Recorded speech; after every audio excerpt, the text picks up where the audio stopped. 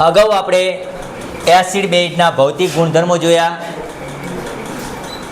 પછી આપણે એસિડ બેઝના સૂચકો જોયા, કઈ રીતે આપણે એસિડ બેઝની પરખ કરી શકીએ એના વિશે જોયું, બરાબર, કોની મદદથી, એ સૂચકો વિશે જોયા. પછી એસિડ બેઝની રાસાયણિક પ્રક્રિયાઓ જોઈ, જેમાંની રાસાયણિક પ્રક્રિયાઓમાં પહેલી પ્રક્રિયા હતી એસિડની ધાતુ સાથેની પ્રક્રિયા. પછી આપણે જોયું એસિડની ધાતુના કાર્બોનેટ અને ધાતુના હાઇડ્રોજન કાર્બોનેટ સાથે પ્રક્રિયા. હવે તટસ્થીકરણની પ્રક્રિયા પતી ગઈ, બાકી છે યારી, બાકી છે. ઓકે, તટસ્થીકરણની પ્રક્રિયા પૂરી. ચાલો, ઓકે. અગાઉ આપણે એસિડની અને બેઝ સાથેની પ્રક્રિયા, ભાઈ એસિડની બેઝ સાથે પ્રક્રિયા થાય ને એટલે એને શું કહેવાય? તટસ્થીકરણની પ્રક્રિયા. શું કહેવાય છે? કેમ કે આપણે એસિડ અને બેઝમાંથી શું બનાવીએ છીએ? તટસ્થ ક્ષાર બનાવીએ છીએ. હા, એવું જરૂરી નથી કે ક્ષાર તટસ્થ જ હોય. ક્ષાર એસિડિક પણ હોય અને ક્ષાર બેઝિક પણ હોય અને તટસ્થ પણ હોઈ શકે છે. ઓકે, એ આપણે આગળ ભણશું જ્યારે ક્ષાર વિશે ભણીએ છીએ ત્યારે. હવે આપણે જોઈએ ધાત્વીય ઓક્સાઇડની એસિડ સાથે પ્રક્રિયા. પ્રશ્ન ઉપરથી મેં તમને અગાઉ કીધું એ પ્રમાણે તમને ખબર પડી જવી જોઈએ કે પ્રક્રિયક કોણ છે. ધાત્વીય ઓક્સાઇડની એસિડ સાથે પ્રક્રિયા. બોલો, કોણ પ્રક્રિયક હશે? બોલો. ધાત્વીય ઓક્સાઇડ. ધાત્વીય ઓક્સાઇડ એટલે ધાતુનો ઓક્સાઇડ. ધાતુનો ઓક્સાઇડ પ્લસ બીજું કોણ હશે? પ્રક્રિયક જ છે આ રહ્યા, બરોબર. કોણ હશે? અને પછી કંઈક નિપજ મળશે. શું મળે છે આપણને ખ્યાલ નથી. ચેક કરીએ. ધાતુનો ઓક્સાઇડ વત્તા એસિડ. ધાતુનો ઓક્સાઇડ વત્તા એસિડ. ધાતુ એટલે સોડિયમ, પોટેશિયમ, કેલ્શિયમ, મેગ્નેશિયમ, આ બધા છે કે નહીં? આ બધા શું છે? ધાતુના ઓક્સાઇડ. કોપર, આ બધા શું છે? ધાતુ. આ બધા ધાતુ છે, સોરી. અને એમની સાથે ઓક્સિજન જોડી જાય એટલે શું થયા? ધાતુના ઓક્સાઇડ. થોડાક ઉદાહરણો જોઈએ ધાતુય ઓક્સાઇડના. તો કે ધાતુ, ચલો કોપર ધાતુ છે, એનો ઓક્સાઇડ એટલે કોપર ઓક્સાઇડ. સોડિયમ ધાતુ, એનો ઓક્સાઇડ એટલે સોડિયમ ઓક્સાઇડ. પોટેશિયમ ધાતુ, એનો ઓક્સાઇડ એટલે પોટેશિયમ ઓક્સાઇડ. કેલ્શિયમ ધાતુ, એનો ઓક્સાઇડ એટલે કેલ્શિયમ ઓક્સાઇડ. મેગ્નેશિયમ ધાતુ, મેગ્નેશિયમ ઓક્સાઇડ. તો આ કહેવાય ધાતુ ઓક્સાઇડ અથવા ધાત્વીય ઓક્સાઇડ. શું કહેવાય આને? ધાત્વીય ઓક્સાઇડ. આ ધાત્વીય ઓક્સાઇડની કોના સાથે પ્રક્રિયા કરવાની? એસિડ સાથે. કોના સાથે? એટલે મેં અગાઉ કીધું પ્રમાણે તમને પ્રશ્ન ઉપરથી પ્રક્રિયક ખબર પડી જવા જોઈએ. ઓકે, હવે અહીંયા કોણ લેશું? ધાતુના ઓક્સાઇડ મેં ઘણા બધા લખ્યા, પણ આમાંથી કોણ લેશું? તો ચાલો એક પ્રવૃત્તિ આપી છે, પ્રવૃત્તિ ઉપરથી આપણે જોઈ લઈએ કે કોણ પ્રક્રિયક છે, કોણ નિપજ છે, એ પ્રમાણે જોઈએ. એક બીકરમાં કોપર ઓક્સાઇડનું દ્રાવણ લેવાનું કીધું છે. શેનું દ્રાવણ લેવાનું કીધું? તો આનો મતલબ કે અહીંયા જે દ્રાવણ છે એ કયા ધાતુનો ઓક્સાઇડ છે? કોપર ધાતુનો ઓક્સાઇડ એટલે કોપર ઓક્સાઇડ. ચલો, મળી ગયો ધાતુનો ઓક્સાઇડ. ઓકે, એક બીકરની અંદર કોપર ઓક્સાઇડનું દ્રાવણ લીધું. કોપર ઓક્સાઇડના દ્રાવણનો રંગ થોડો ઘણો આવો લાલ જેવો હોય છે, બરોબર. ઓકે, પછી શું કર્યું? ત્યારબાદ તેમાં ધીમે ધીમે શું ઉમેર્યું? મતલબ ચલો થઈ ગયું ધાત્વીય ઓક્સાઇડ વત્તા એસિડ. કયો લીધો? Hydrochloric acid. આ છે કોપર ઓક્સાઇડ ને આ કોપર ઓક્સાઇડની અંદર ધીરે ધીરે શું ઉમેરવામાં આવ્યું? Hydrochloric acid. હાઇડ્રોક્લોરિક એસિડ ઉમેરતા પછી એનો રંગ તપાસવાનો કીધો, તો રંગ પરિવર્તન જો દેખાય તમને. ઓકે, તો થશે શું? તો તમને દેખાશે કે દ્રાવણનો રંગ પહેલા જે લાલ હતો એની જગ્યાએ હવે કયો થઈ ગયો? વાદળી લીલા જેવો રંગ થઈ ગયો. કેવો થઈ ગયો? વાદળી લીલા જેવો રંગ થાય છે. યાદ રાખજો, એક માર્ક્સમાં પ્રશ્ન પૂછી લે, કોપર ઓક્સાઇડની અંદર HCl એસિડ ઉમેરવામાં આવે ત્યારે કોપર ઓક્સાઇડનું જે દ્રાવણ બન્યું હતું, જે દ્રાવણ હતું, એ દ્રાવણનો રંગ કેવો થાય છે? એ વાદળી લીલો. હા, આ રંગ કોની હાજરી દર્શાવે છે? કે આ વાદળી લીલો રંગ એ કોપર ક્લોરાઇડની હાજરી દર્શાવે છે. કોની હાજરી દર્શાવે છે? Copper chloride. તો નિપજ મળી ગઈ આપણને એક. કઈ નિપજ? Copper chloride. કોપરની સંયોજકતા +2, ક્લોરીનની સંયોજકતા -1. કોપર ક્લોરાઇડ કઈ રીતે બને? સૂત્ર શું બનશે? બે ભેગા થઈને શું સૂત્ર બનશે? COCl2 લેવા પડે. આ કેટલા લેવા પડે? હવે સંયોજકતા સરખી થઈ ગઈ એટલે જોડી શકાય. ઓકે, તો શું બની ગયું? કોપર ક્લોરાઇડનું સૂત્ર શું બન્યું? COCl2. ઓકે, કોપર ઓક્સાઇડની એટલે કે ધાતુના ઓક્સાઇડની એસિડ સાથે પ્રક્રિયા કરી એટલે તમને શું મળ્યો? Copper chloride. એ કોપર ક્લોરાઇડ મતલબ અહીંયા લીલા રંગનું જે દ્રાવણ હતું કે નહીં, એ કોપર ક્લોરાઇડની હાજરી એની અંદર દર્શાવે છે. આમ ધાતુ ઓક્સાઇડ અને એસિડ વચ્ચે પ્રક્રિયા થઈ અને કોપર ક્લોરાઇડ એટલે કહેવાય ક્ષાર. અને પ્લસ જો હજુ બાકી છે Cu અને Cl જોડાઈ ગયા. અહીંયા ક્લોરાઇડ કેટલા છે? ક્લોરીન કેટલા છે? 2. અહીંયા કેટલા છે? 1. તો 2 વડે ગુણવા પડે. હવે હાઇડ્રોજન કેટલા છે? 2. અને અહીંયા એક ઓક્સિજન. 2 હાઇડ્રોજન એક ઓક્સિજન થી શું બને? H2O પાણી. તો જો સામાન્ય સમીકરણ હવે તમને બનાવતા આવડી જાય. ધાતુનો ઓક્સાઇડ વત્તા કોણ હતું? Hydrochloric acid. એટલે કે એસિડ. આને કહેવાય ક્ષાર પ્લસ પાણી. પાણી. ધાતુના ઓક્સાઇડની એસિડ સાથે પ્રક્રિયા કરી તો નિપજ શું મળ્યું? ક્ષાર અને પાણી. આવી નિપજ તો આગળ મળતી હતી. શેમાં મળતી હતી ખબર છે? યાદ છે? કોના સાથે? એસિડની બેઝ સાથે પ્રક્રિયા. હાલ તટસ્થીકરણની પ્રક્રિયા જોઈ હતી કે નહીં આપણે અગાઉ? એસિડની બેઝ સાથે પ્રક્રિયા કરતા એટલે નિપજ શું મળતું? 4 + પાણી. ક્ષાર પ્લસ પાણી. અહીંયા પણ એ ધાતુના ઓક્સાઇડની એસિડ સાથે પ્રક્રિયા કરી તોય નિપજ શું મળી? ક્ષાર પ્લસ પાણી. એનો મતલબ ચલો એક તો એસિડ છે તો આ શું હોવો જોઈએ? ધાતુનો ઓક્સાઇડ શું હોવો જોઈએ? તો ધાતુના ઓક્સાઇડનો સ્વભાવ કેવો હોવો જોઈએ? બેઝ હોવો જોઈએ. તો જ આવી નિપજ મળે છે. ઓકે, તો અહીંયાથી તમે જોશો કે ધાતુના ઓક્સાઇડની એસિડ સાથે પ્રક્રિયા કરી અને ક્ષાર અને પાણી મળ્યું.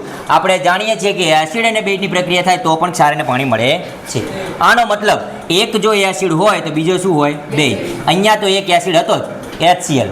તો આ જે ધાતુનો ઓક્સાઇડ હતો એ ધાતુનો ઓક્સાઇડ કયો સ્વભાવ ધરાવતો હશે? બેઝ. તો ધાતુનો ઓક્સાઇડ બેઝિક સ્વભાવ ધરાવે છે. યાદ રહેશે? 1 માર્કનો પ્રશ્ન અલગથી પૂછી લે. ધાતુનો ઓક્સાઇડ કયો સ્વભાવ ધરાવે છે? બેઝિક સ્વભાવ ધરાવે છે. ઓકે, હવે નેક્સ્ટ એના પછી ચાલો, આ તો ધાતુના ઓક્સાઇડની એસિડ સાથેની પ્રક્રિયા હતી, બરોબર? એટલે આના ઉપરથી તમને ખબર પડી જાય ધાતુ ઓક્સાઇડ વત્તા એસિડ નિપજ શું મળવાની? ક્ષાર પ્લસ પાણી. એક ધાતુનો ઓક્સાઇડ લઈ લેવાનો એટલે કે કોપર ઓક્સાઇડ. એસિડ લઈ લીધો HCl. ક્ષાર બન્યો કોપર ક્લોરાઇડ અને H2O. ઓકે, આ રીતનું આપણે અહીંયા આ પ્રક્રિયા કરશું. સંતુલિત કરવું પડે. હવે નેક્સ્ટ આ થઈ ગયો. હા, સંતુલિત કરી નાખ્યું ને. હવે પછી સંતુલિત કરી દેવાનું, પણ નિપજ તમને ખબર હોવી જોઈએ. ઓકે, આ રીતે તમને ખબર પડી કે એસિડ અને બેઝ વચ્ચે પ્રક્રિયા થાય ક્ષાર અને પાણી બને. અહીંયા એક એસિડ તો હતો પણ એનો મતલબ બીજો શું હશે? બેઝ. એટલે કે ધાતુનો ઓક્સાઇડ, આ ધાતુનો ઓક્સાઇડ હતો ને, કયો સ્વભાવ ધરાવે છે? બેઝિક સ્વભાવ ધરાવે છે. બીજો પ્રશ્ન, અધાત્વીય ઓક્સાઇડ. મતલબ કે અધાતુનો ઓક્સાઇડ. અધાતુનો ઓક્સાઇડ એસિડ સાથે બનશે. કોના સાથે પ્રક્રિયા? હા, અહીંયા થોડુંક ભૂલ છે. એસિડ નહીં પણ કોના સાથે? બેઝ સાથે. આ ભૂલ ટાઈપિંગ લખવામાં ભૂલ થઈ ગઈ છે. શું આવશે અહીંયા? અધાતુના ઓક્સાઇડની બેઝ સાથે પ્રક્રિયા. ઓકે, અને ધાતુના ઓક્સાઇડની એસિડ સાથે. હવે યાદ કઈ રીતે રાખવાનું? તો કે ધાતુનો ઓક્સાઇડની એસિડ સાથે કેમ યાદ રાખવાનું? કેમ કે ધાતુનો ઓક્સાઇડ બેઝ છે. બેઝની એસિડ સાથે, એસિડની બેઝ. તો આનો મતલબ ચાલો આ બેઝ સાથે પ્રક્રિયા કરી આ કેવો હશે? એસિડ હશે. હવે ધાતુનો ઓક્સાઇડ કયો સ્વભાવ ધરાવે છે? આ રીતે યાદ રાખજો. ઓકે, ચાલો, તો પણ નિપજ શું મળવાની ખબર છે? 4 + પાણી. 4 પ્લસ. એનો મતલબ જો આ બેઝ હોય તો આ શું હોય? એસિડ હોય. એવું અહીંયાથી આપણે કહી શકીએ છીએ. આ પ્રક્રિયા આપણે અગાઉ જોઈ છે. અધાતુનો ઓક્સાઇડ, કાર્બન અધાતુ છે. કાર્બન શું છે? અધાતુ. તો કાર્બનનો ઓક્સાઇડ એટલે કાર્બન ડાયોક્સાઇડ CO2. કહેવાય કે ના કહેવાય? એની બેઝ સાથે પ્રક્રિયા. અહીંયા તમને જો અગાઉ આપણે કાર્બન ડાયોક્સાઇડની કેલ્શિયમ હાઇડ્રોક્સાઇડ સાથે પ્રક્રિયા CaOH2. આ તો બેઝ છે. કેલ્શિયમ હાઇડ્રોક્સાઇડ શું છે? બેઝ. બેઝની કોના સાથે પ્રક્રિયા કરી? Carbon dioxide. કાર્બન ડાયોક્સાઇડ મતલબ અધાતુનો ઓક્સાઇડ. અધાતુનો ઓક્સાઇડ. અને પ્રક્રિયા કરતા તમે જોયું હતું, તમને યાદ હોય તો પેલો કાર્બન ડાયોક્સાઇડ ઉત્પન્ન થતો હતો. એ કાર્બન ડાયોક્સાઇડને ચૂનાના પાણીમાંથી પસાર કરતા હતા અને ચૂનાનો પથ્થર મળતો હતો. આવી પ્રક્રિયા હતી કે નહીં? આરસ પાણ અને ચોક ને આ બધું નહોતું કીધું મેં? એ પ્રક્રિયાની વાત કરી છે. એ જ પ્રક્રિયા છે. તો શું મળતું હતું? કેલ્શિયમ કાર્બોનેટ, ચૂનાનો પથ્થર પ્લસ પાણી. કેલ્શિયમ કાર્બોનેટ પ્લસ પાણી. આ પ્રક્રિયા આપણે આગળ પણ જોઈ છે. અહીંયા તમે જોશો તો આ છે અધાતુનો ઓક્સાઇડ. આ શું છે? અધાતુનો ઓક્સાઇડ પ્લસ આ શું છે? બેઝ. કેલ્શિયમ કાર્બોનેટને કહેવાય ક્ષાર. તો અહીંયા પણ શું થયું? અધાતુના ઓક્સાઇડની બેઝ સાથે પ્રક્રિયા કરી ક્ષાર અને પાણી મળ્યું. આનો મતલબ કે એક બેઝ હોય તો બીજો શું હોવો જોઈએ? એસિડ. તો અધાતુનો ઓક્સાઇડ સ્વભાવ કયો છે? એસિડિક સ્વભાવ છે. અને જો યાદ ના આવે કે કોણ એસિડ છે ને કોણ બેઝ છે તો એક સિમ્પલ ભાષામાં તમને ખબર છે પર્યાવરણમાં પ્રદૂષણ થાય ને એટલે એસિડ વર્ષા થાય. આવું તમે અગાઉ ભણ્યા છે, ખબર છે ને? એસિડ વર્ષા મતલબ વાતાવરણમાં રહેલો એસિડ પાણીમાં ભળે વરસાદમાં. હવે વાતાવરણમાં એસિડ મતલબ વાતાવરણમાં પ્રદૂષણ. પ્રદૂષણ કોણ કરે છે? કયો વાયુના કારણે પ્રદૂષણ થાય છે? Carbon dioxide. Carbon dioxide. તો એનો મતલબ શું થઈ ગયો? કાર્બન ડાયોક્સાઇડ શું હશે? એસિડ. કાર્બન ડાયોક્સાઇડ શું હશે? એસિડ. ઓકે, જેમાં કાર્બન કોણ છે? અધાતુ. કાર્બન કોણ છે? અધાતુનો ઓક્સાઇડ. તો અધાતુનો ઓક્સાઇડ કેવો હશે? એસિડ. ખબર પડી ગઈ? આ એક યાદ રાખો, અધાતુનો ઓક્સાઇડ એસિડ હોય તો ધાતુનો ઓક્સાઇડ બેઝ. ઓકે, કદાચ ભૂલી જાવ તો. બાકી તો એટલું યાદ રાખવાનું, અધાતુના ઓક્સાઇડની એસિડ સાથે પ્રક્રિયા, અધાતુના ઓક્સાઇડની બેઝ સાથે પ્રક્રિયા. અહીં દર્શાવશું આ બેઝ છે, બરોબર. અને ધાતુના ઓક્સાઇડની એસિડ સાથે પ્રક્રિયા હોય છે. પ્રશ્ન તમને પૂછેલો હશે એટલે ખ્યાલ પડી જશે. પણ તો પણ ધ્યાન રાખવાનું કે ક્ષાર અને પાણી બને છે, યાદ રાખવાનું, બંનેની નિપજ. આ તો વાત હતી ધાતુ અને અધાતુના ઓક્સાઇડની એસિડ બેઝ સાથેની પ્રક્રિયા. હવે આપણો પ્રશ્ન છે એસિડ અને બેઝમાં સમાનતા શું છે? એસિડ બેઝની અંદર શું સમાનતા છે? આપણને અગાઉ પણ મેં તમને કીધું હતું કે એસિડ હોય ને તો એસિડની અંદર હાઇડ્રોજન આયન હોય. એસિડમાં શું હોય? જેની અંદર હાઇડ્રોજન આયન હોય એ બધા એસિડ કહેવાય છે. ઓકે, અને બેઝમાં શું હોય છે? હાઇડ્રોક્સાઇડ, એટલે કે OH માઇનસ. એસિડમાં H+ હોય અને બેઝમાં OH માઇનસ. જુઓ સૂત્રમાં હતા કે નહીં? બેઝના દરેક સૂત્રમાં OH હતા. Sodium hydroxide, potassium hydroxide, calcium hydroxide, magnesium hydroxide, લેશિક નહીં. એસિડના સૂત્રમાં H હતા, HCl, H2SO4, HNO3 હતા કે નહીં? ઓકે, તો એસિડમાં હાઇડ્રોજન આયન હોય, બેઝની અંદર હાઇડ્રોક્સાઇડ આયન આવેલા હોય છે. હવે સમાનતા શું છે આની અંદર? તો કે અગાઉ આપણે પ્રવૃત્તિ જોઈ હતી, શરૂઆતની પ્રવૃત્તિ મંદ સલ્ફ્યુરિક એસિડની દાણાદાર ઝીંક સાથેની પ્રક્રિયા. સલ્ફ્યુરિક એસિડની કોના સાથે પ્રક્રિયા કરી હતી? ઝીંક સાથે, દાણાદાર ઝીંક સાથે. એસિડની ધાતુ સાથે પ્રક્રિયા કરતા હતા. તમને ખ્યાલ છે નિપજ શું મળતું હતું? ના, હવે પા ભૂલ ના કરતા. હાઇડ્રોજન વાયુ નતો ઉત્પન્ન થતો, બબલ્સ, પરપોટા, પહેલી જ પ્રવૃત્તિ, બરોબર. તો એસિડની ધાતુ સાથે પ્રક્રિયા કરીને ક્ષાર અને હાઇડ્રોજન વાયુ મળતો હતો. એ જ રીતે મેં તમને એવું પણ કીધું હતું, બેઝની ધાતુ સાથે પ્રક્રિયા કરવાની. અને બેઝની ધાતુ સાથે પ્રક્રિયા કરતા હતા ને તો પણ તમને શું મળતું હતું? ક્ષાર અને હાઇડ્રોજન. બંનેમાં કોમન શું હતું? હાઇડ્રોજન હતું. તો એસિડ અને બેઝની ધાતુ સાથે પ્રક્રિયા કરો એટલે શું ઉત્પન્ન થતું હતું? હાઇડ્રોજન વાયુ. તો આ એક સમાનતા એમની થઈ. શું સમાનતા થઈ? એસિડ અને બેઝની ધાતુ સાથે પ્રક્રિયા કરીએ તો શું ઉત્પન્ન થાય છે? હાઇડ્રોજન વાયુ બંનેમાં ઉત્પન્ન થાય છે. એનો મતલબ આ બંનેમાં શું છે? સમાનતા છે, કોમન છે, બરોબર. ચાલો નેક્સ્ટ, બીજી સમાનતા શું છે? બીજી સમાનતા છે બંને દ્રાવણો, એસિડિક દ્રાવણ અને બેઝિક દ્રાવણ, એ કેવા હોય છે? વિદ્યુતના વાહક. કેવા હોય છે? આ બીજી સમાનતા થઈ. એસિડ તથા બેઝ વિદ્યુતના વાહક હોય છે. પહેલી સમાનતા શું હતી? એસિડ અને બેઝ ધાતુ સાથે પ્રક્રિયા કરી અને હાઇડ્રોજન વાયુ મુક્ત કરતા હતા. પહેલી સમાનતા. બીજી સમાનતા શું છે બંનેમાં? એસિડ અને બેઝ બંને કેવા છે? વિદ્યુતના વાહક. એના માટે એક પ્રવૃત્તિ તમારા બુકમાં આપેલી છે. ઓકે, પ્રવૃત્તિમાં શું આપ્યું છે કે પાત્ર લેવામાં આવ્યા છે. 4 પાત્રની અંદર અલગ અલગ દ્રાવણ ભર્યા. અહીંયા જે મેં એક પાત્ર દોર્યું છે કે નહીં, આવા 4 પાત્ર સમજવાના. કેટલા છે? 4. 4 પાત્રમાં અલગ અલગ દ્રાવણ છે. કયા કયા અલગ છે જોજો. પહેલું છે, પહેલા પાત્રમાં શું ભરવાનું? ગ્લુકોઝ. બીજામાં, ત્રીજામાં હાઇડ્રોક્લોરિક એસિડ, મતલબ એસિડ અથવા સલ્ફ્યુરિક લઈ લે, બરાબર. અને ચોથામાં બેઝ લઈ લેવાનું. બેમાંથી કોઈ પણ એક. પહેલામાં ગ્લુકોઝ, બીજામાં આલ્કોહોલ, ત્રીજામાં એસિડ અને ચોથામાં બેઝ. આમાં 2 એસિડ જ છે એટલે આમાં ગમે તે એક એસિડ લેવાનું. શું લઈ લેવાનું? ચોથામાં બેઝ લેવાનું. પછી શું કરવાનું? દરેક દ્રાવણમાં બેટરી સાથે જોડેલ વિદ્યુત ધ્રુવો દાખલ કરો. મતલબ કે આ વિદ્યુત ધ્રુવો છે. આ ગ્રેફાઇટના સળિયા દેખાય છે ને તમને? આ સળિયાનું કનેક્શન કોના સાથે કર્યું? બેટરી સાથે. કોના સાથે? વચ્ચે શ્રેણીમાં કોણ જોડ્યો છે? બલ્બ. વચ્ચે શ્રેણીમાં શું દોર્યો? બલ્બ. ઓકે, હવે બલ્બ કેમ દોર્યો? કે જો હું સ્વિચ ચાલુ કરું અને આ બલ્બ ચાલુ થાય એનો મતલબ એવો થયો કે વિદ્યુત પ્રવાહનું વહન આ રીતે પૂરું થયું. સર્કિટ આખી પૂરી થઈ. ભાઈ સર્કિટ પૂરી થાય ને તો જ બલ્બ ચાલુ થાય. અને આ 2 સળિયા રહ્યા ને, આ 2 સળિયા દ્રાવણમાં ડૂબાડેલા છે, એકબીજા સાથે જોડેલા નથી. એ સંપર્કમાં કોના મદદથી આવે છે? પાત્રમાં ભરેલા દ્રાવણની મદદ. મતલબ કે ગ્લુકોઝ, આલ્કોહોલ, એસિડ અને બેઝ એના સંપર્કમાં હોય છે. બાકી એ સળિયા એકબીજા સાથે જોડાયેલા નથી. 2 સળિયા અલગ અલગ છે. એક સળિયો આ રીતે ગોઠવેલો છે, બીજો સળિયો આ રીતે ડૂબાડેલો છે. સમજી ગયા તમે? પરિપથ પૂર્ણ થાય ને પરિપથ આ આખી સર્કિટ રહીને આખી સર્કિટ પૂરી થાય ને એટલે બલ્બ ચાલુ થાય. સમજ્યા આખી વસ્તુ? સાહેબ પૂરી ના તો ચાલવા. હા, મતલબ કે હવે પૂરી થવા માટેનું મેઇન ઓપ્શન શું છે ખબર છે? આ વચ્ચેવાળો ભાગ. અને વચ્ચેવાળો ભાગ કોના દ્વારા કનેક્ટ છે? આ દ્રાવણ દ્વારા. જે પણ દ્રાવણ ભરી છે ને એના દ્વારા. જો આ દ્રાવણમાં વિદ્યુત પ્રવાહનું વહન થાય, આ દ્રાવણની અંદર શું વહન થાય? વિદ્યુત પ્રવાહ. તો વિદ્યુત પ્રવાહનું વહન થશે તો બલ્બ ચાલુ થશે. અને જો આ દ્રાવણમાં વિદ્યુત પ્રવાહનું વહન નહીં થાય તો બલ્બ ચાલુ થશે. એવું જ હોય. ઓકે, તો ચારે ચાર પાત્રમાં ચાર અલગ અલગ દ્રાવણ લઈ લીધા. પહેલામાં લીધું આ ગ્લુકોઝ, આલ્કોહોલ, એસિડ અને બેઝ. ચારે ચારમાં આવી ગોઠવણ કરી દીધી. બરોબર, વિદ્યુત ધ્રુવો ગોઠવી દીધા, એના શ્રેણીમાં એક બલ્બ ગોઠવી દીધો. અને પછી શું કરવામાં આવ્યું? પછી ચાલુ કરવામાં બેટરીમાંથી સ્વિચ ચાલુ કરવામાં આવી અને ચેક કરવામાં આવ્યું કે બલ્બ ચાલુ થાય છે કે નહીં. સ્વિચ ચાલુ કરી અને અવલોકન કરવામાં આવ્યું. તો અવલોકન કરતાં જાણવા મળ્યું કે બે દ્રાવણમાં એટલે કે બે પાત્રમાં બલ્બ ચાલુ થયો અને બેમાં ચાલુ થયો નહીં. શેમાં ના ચાલુ થયો?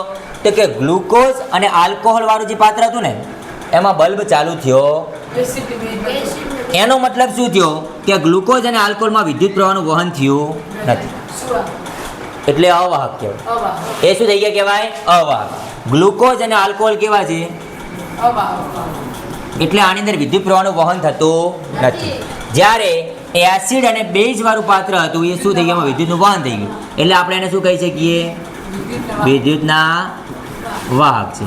ઓકે, આ પ્રવૃત્તિ મદદથી ખબર પડે કે એસિડ અને બેઝ શું છે? વિદ્યુતના વાહક. પ્રશ્ન અલગથી પૂછે કે એસિડ અને બેઝ વિદ્યુતના વાહક છે એ સમજાવવાથી પ્રવૃત્તિ દર્શાવો તો એ આ રહી છે. બરોબર. ગ્લુકોઝની અંદર અને આલ્કોહોલમાં ના પસાર થયું કેમ કે શું થયું? એસિડ અને બેઝ રહ્યા ને એ એક પ્રકારે એક કેવા દ્રાવણ છે ખબર છે? આયનીય દ્રાવણ છે. એમના અંદર આયનીય સંયોજન છે. કેમ? HCl કઈ રીતે બને? H પ્લસ અને Cl માઇનસ. NaOH કઈ રીતે બને? Na પ્લસ અને OH માઇનસ. H2SO પર કઈ રીતે બને? કે H પ્લસ અને SO4 માઇનસ 2. એટલે આ બે લીધા હતા. ખબર પડી? આ રીતે બન્યા છે. KOH કઈ રીતે બને? તો K plus OH minus. Ca plus 2 OH minus. તમે જુઓ જેટલા પણ એસિડ અને બેઝ છે ને એમાં એક પ્લસ છે ને એક માઇનસ છે કે નહીં? એક ધન આયન છે અને એક ઋણ આયન છે. એટલે એસિડ અને બેઝની અંદર ધન અને ઋણ આયન આવેલા છે અને ધન અને ઋણ આયન આવેલા હોય એટલે એની અંદર વિદ્યુત પ્રવાહનું વહન થાય છે. જ્યારે ગ્લુકોઝ અને આલ્કોહોલમાં ધન અને ઋણ આયનો બંને આયનો હાજર હોતા નથી એક સમય. બરોબર, એક સમય બંને આયન ના હાજર હોય જેના કારણે એની અંદરથી વિદ્યુત પ્રવાહનું વહન થતું નથી અને બલ્બ ચાલુ પણ થતો નથી. ઉપર પ્રવૃત્તિ પરથી આપણને સાબિત થાય છે કે દ્રાવણમાં બલ્બ ચાલુ થાય તો એ વિદ્યુતનું વાહક કહેવાય અને બલ્બ ચાલુ નથી થતો તો એ શું કહેવાય? વિદ્યુતના અવાહક. તો કોનામાં ચાલુ થશે? એસિડ અને બેઝમાં. જ્યારે આલ્કોહોલ અને ગ્લુકોઝમાં ચાલુ થતા નથી, એ અવાહક. ઓકે, ચાલો હવે આપણે ત્રીજી એક પ્રવૃત્તિ છે. પ્રવૃત્તિમાં તમને કીધું છે HCl વાયુની બનાવટ. પ્રશ્ન અલગથી પૂછી લે HCl વાયુની બનાવટ તો આ પ્રવૃત્તિ જ લખવાની થાય. બરોબર, ખબર પડી?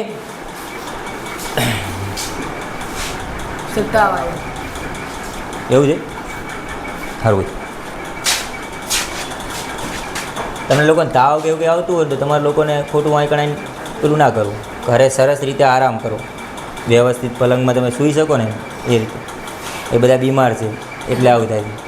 યા તો બીમાર છે યા તો બીમાર થઈ ગયા છે વિજ્ઞાનના ક્લાસમાં.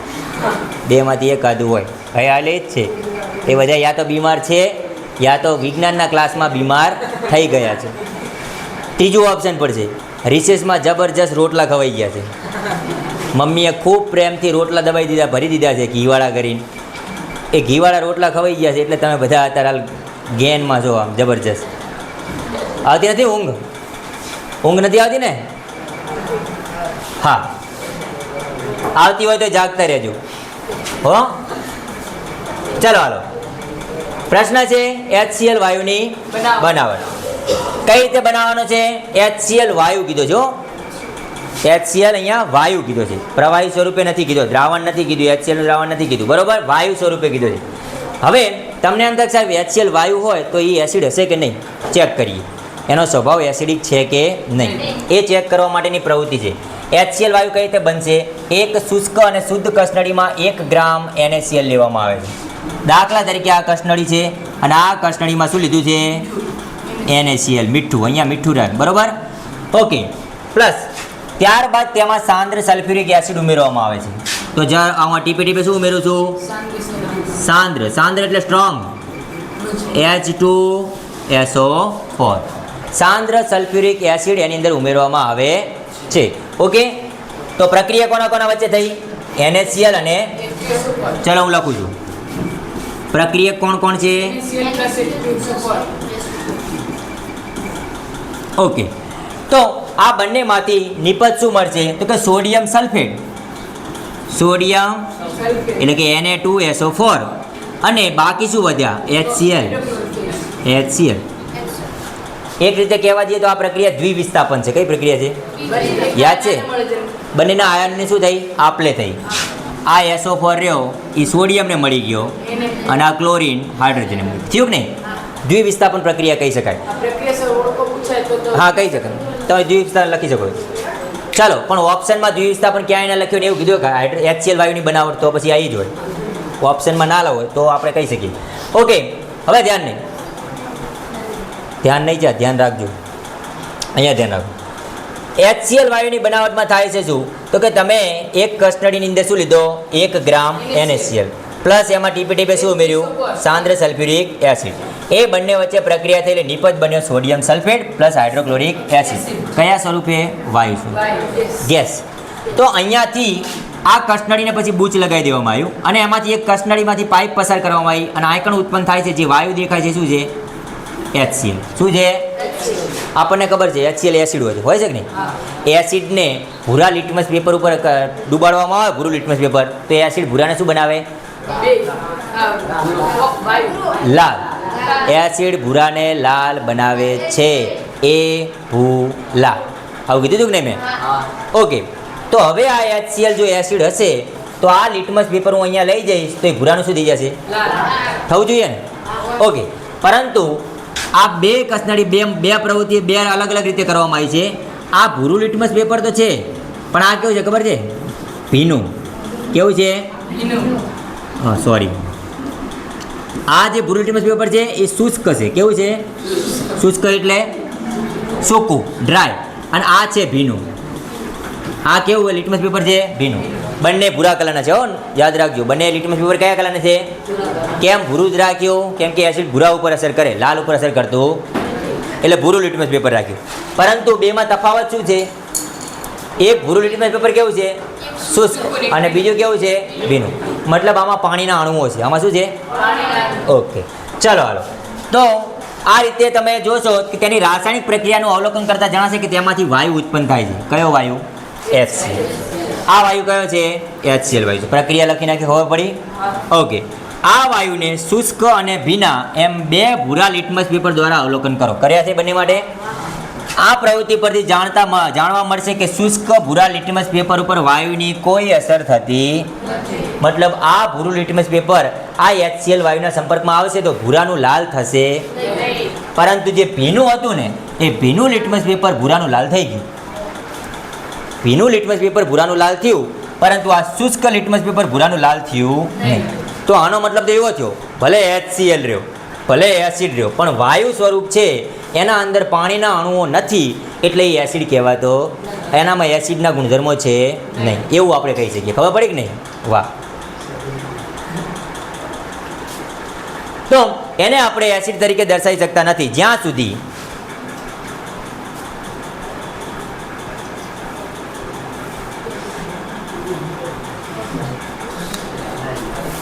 સુધી એ શેના સંપર્કમાં ના આવે? ભેજ અથવા પાણીના. એ વાયુ સ્વરૂપમાં એ એસિડ હતો એવું, અથવા એસિડ સ્વરૂપે હાજરી આપતો નથી એવું કહી શકાય. જ્યારે ભીનું લિટમસ પેપર લાલ રંગમાં પરિવર્તન પામે, આથી કહી શકાય છે કે પાણીની હાજરીમાં હાઇડ્રોજન આયન, ભાઈ હાઇડ્રોજન આયન હોય તો જ એસિડ કહેવાય.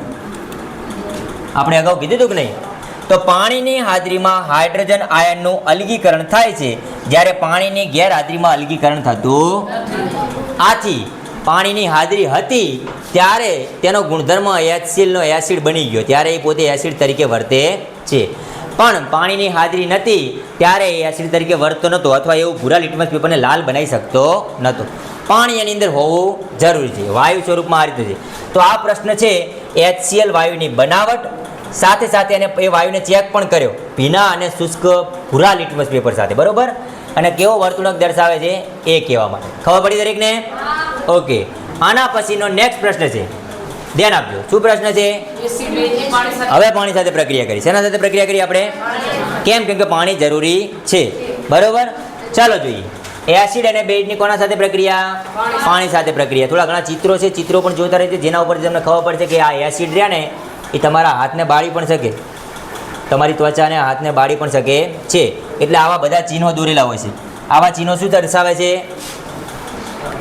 સાવધાન સાવધાન રહેવાનું કહે છે કે એસિડ તમને બાળી શકે છે. બરોબર, એટલે ધ્યાન રાખવું આની અંદર. એસિડ હોય તો હા, મંદમાં તકલીફ ના થાય, પણ જ્યારે સ્ટ્રોંગ હોય, સાંદ્ર હોય તો એ વધારે બાળી શકે છે, નુકસાન કરતા હોય. હા, પણ મંદ હોય એનો મતલબ પીવાય.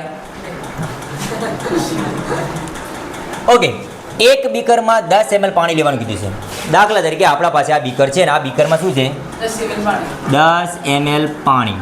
હવે પાણી છે તો તમને એક પ્રક્રિયા તો ખબર પડી ગયો, H2O. H2O. હવે ત્યારબાદ તેમાં ટીપે ટીપે સાંદ્ર સલ્ફ્યુરિક એસિડ ઉમેરો. અહીંયા શું ઉમેર્યું? H2SO4. પાણી ચાલો, બે પ્રક્રિયક છે. પહેલો પ્રક્રિયક કોણ હતો? H2O. H2. પાણી બીજો પ્રક્રિયક H2SO4. પાણી અને એની અંદર એસિડ ઉમેરવામાં આવે છે ટીપે ટીપે. જો શરૂઆતમાં ધ્યાન રાખજો, પહેલાં પાણી લીધું છે ને પછી એમાં એસિડ ઉમેર્યું છે. પહેલાં એસિડ લઈને એમાં પાણી ઉમેર્યું નથી. તમને એમ થાય કે સાહેબ શું ફરક પડ્યો? મૂળ તો પાણીને એસિડ મિક્સ જ કર્યું છે ને, ફરક પડ્યો. ધ્યાન રાખજો, એસિડમાં પાણી ઉમેર્યું, પાણીમાં એસિડ ઉમેર્યો છે, પાણીમાં એસિડ ઉમેર્યો છે. ઓકે, યાદ રહેશે, પાણીમાં જ એસિડ ઉમેરાય ટીપે ટીપે, એસિડમાં પાણી ઉમેરાય નહીં. કેમ સમજાવું? ત્યારબાદ બીકરને સ્પર્શ કરો. ભાઈ પાણીમાં એસિડ ઉમેર્યું પછી બીકરને શું કરવાનું? ટચ કરવાનું. સ્પર્શ કરતા જણા છે કે બીકર ગરમ થયું છે. વિચારો, પાણીમાં એસિડ ઉમેર્યું ટીપે ટીપે તો એ બીકર શું થાય છે? ગરમ થાય. એનો મતલબ હા, એ આપણે અલગ પ્રક્રિયા હતી, આ નથી. કારણ કે આ પ્રક્રિયામાં શું થાય છે? ઉષ્મા, અને જેમાં ઉષ્મા મુક્ત થાય એ પ્રક્રિયાને શું કહેવાય? ઓકે, નાઇટ્રિક એસિડ અથવા સલ્ફ્યુરિક એસિડને પાણીમાં મિશ્ર કરતા સાવચેતી રાખવી જરૂરી છે. પાણીમાં મિક્સ કર્યો તો એમાં ધ્યાન રાખવું જરૂરી છે કે ભાઈ પાણીમાં મિક્સ કરીએ છીએ તો ધીમે ધીમે ટીપે ટીપે ઉમેરવું પડે. કઈ રીતે ઉમેરવું પડે? બીજું, ટીપે ટીપે ઉમેરતું જવાનું, સતત એને સળિયા વડે મિક્સ કરતું રહેવાનું. બરોબર, આ રીતે એમાં કરવામાં આવે છે. જો હંમેશા યાદ રાખજો, હંમેશા ટીપે ટીપે એસિડ પાણીમાં ઉમેરવામાં આવે છે. પાણીની અંદર એસિડ ઉમેરવામાં આવે છે, પાણીમાં ટીપે ટીપે એસિડ ઉમેરવામાં આવે છે. બીજું, સાથે સાથે તેને મિક્સ કરતું રહેવાનું, હલાવતું રહેવાનું છે. બરોબર, એસિડમાં પાણી ઉમેરવામાં આવતું પ્રશ્ન પૂછી લે, કારણ આપો કે પાણીમાં એસિડ ઉમેરવામાં આવે છે પરંતુ એસિડમાં પાણી ઉમેરવામાં આવતું નથી. કારણ આપો. તો તમે શું કહેજો? કારણ કે તેનાથી ઉત્પન્ન થતી ઉષ્મા એ દ્રાવણને શું કરે છે? આ પાત્રમાં એસિડ હોત ને ઉપરથી પાણી રેડી હોત ને તો આ પાત્રમાંથી એસિડ શું થત? બહાર ઉછળોત. બહાર ઉછળોત તો યા તો તમારો હાથ બળે, યા તો તમારા ત્વચા ઉપર ઉડે, ફેસ ઉપર ઉડે. ઉડે કે ના ઉડે? મતલબ તમારી સ્કિનને પ્રોબ્લેમ થાય. થાય કે ના થાય? ઓકે, તો તમારા શરીર ઉપર ઉછાળી શકે છે, દાઝી શકે છે. તેમજ અતિશય ઉષ્માથી જે પાત્ર હતું એસિડનું તૂટી પણ જાય. આમાં પણ ઉષ્મા તો ઉત્પન્ન થઈ, પાણીમાં એસિડ ઉમેરીને એમાં પણ ઉષ્મા તો ઉત્પન્ન થઈ, પણ એનું પ્રમાણ કેવું હતું? ઓછું. પહેલામાં તમે પાણી નાખી દેશો ને તો એની ઉષ્માનું પ્રમાણ કેવું હશે? વધુ. એટલું વધારે હશે કે પાત્ર તૂટી જશે. યા તો પાત્ર તૂટી જાય યા તો એસિડ ઉછળશે. એટલે આ બંનેથી તમને નુકસાન થઈ શકે છે. એટલે હંમેશા યાદ રાખવાનું, પાણીમાં એસિડ ઉમેરવાનું, એસિડમાં પાણી ઉમેરવાનું નહીં. પ્રશ્ન 1 માર્ક્સનો છે. યારે તમે લેબમાં પ્રયોગ કરો, પાણીમાં એસિડ ઉમેરો કે એસિડમાં પાણી? ભણાવું છું આ રીતે, ઊંધું શું કામ કરું? હું જે ભણાવું છું એ જ કરું ને, ઊંધું શું કામ કરું? બરોબર, આ પાણીમાં જ એસિડ ઉમેરવામાં, એસિડમાં પાણી ઉમેરતો નથી. સ્વાભાવિક છે, એક પાત્ર લઈશ એમાં પાણી લઈશ ને પછી એમાં હું ટીપે ટીપે એસિડ ઉમેરીશ, આવું જ કરીશ. ઓકે, ચલો. હવે અહીં એસિડ અને બેઝને પાણીમાં મિશ્ર કરતા એકમ કદ દીઠ આયનો. હવે એસિડમાં આયનો કોણ હોય? હાઇડ્રોજન આયન હોય. કોણ હોય? હાઇડ્રોજન. અથવા બીજી રીતે કહીએ તો હાઇડ્રોનિયમ. ભાઈ હાઇડ્રોનિયમ આયન પણ કહેવાય એનો. એસિડની અંદર શું હોય? Hydronium ion. નામ યાદ રાખજો. કયો આયન? હાઇડ્રોનિયમ. Hydronium ion. જેની અંદર હાઇડ્રોનિયમ આયન હોય એ એસિડ હોય. એ શું હોય? અને જેમાં હાઇડ્રોક્સાઇડ એટલે કે OH હાઇડ્રોક્સાઇડ આયન હોય એ શું હોય? બેઝ હોય. ઓકે, આ પ્રક્રિયા આપણે પૂરી કરી હતી. ચલો પૂરી કરીએ. અહીંયા મિત્રો ધ્યાન આપશો તમે, મેં તમને કીધું 2 તાસ કન્ટિન્યુ રહેવાનું. હવે આ પ્રક્રિયા તમે જોશો પાણી અને એસિડ વચ્ચે પ્રક્રિયા થઈ, પાણી અને એસિડ. હા, આ H2SO4 લીધો છે, આની જગ્યાએ કદાચ હું HCl લઉં તો પણ પ્રક્રિયા કરી શકાય છે, બરોબર. થશે શું આમાં? તો આમાં ઉત્પન્ન થશે હાઇડ્રોનિયમ આયન. શું ઉત્પન્ન થશે? Hydronium ion H3O+. ટોટલ અહીંયા જોશો તો 4 H છે. કેટલા H છે?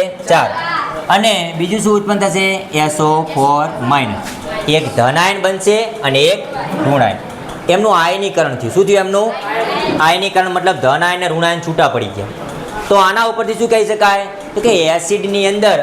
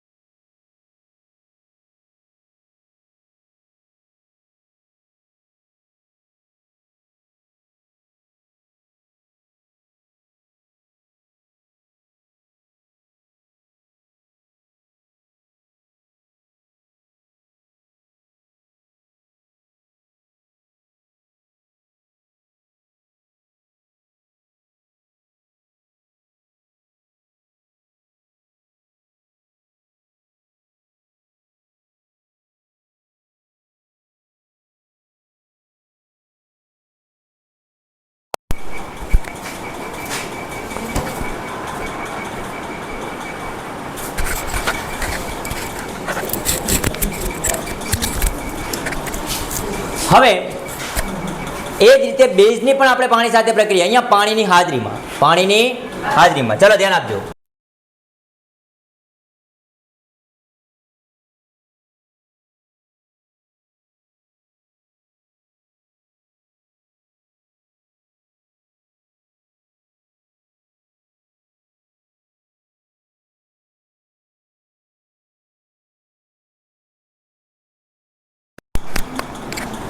ચાર્જિંગ પતી ગયું, એક જ.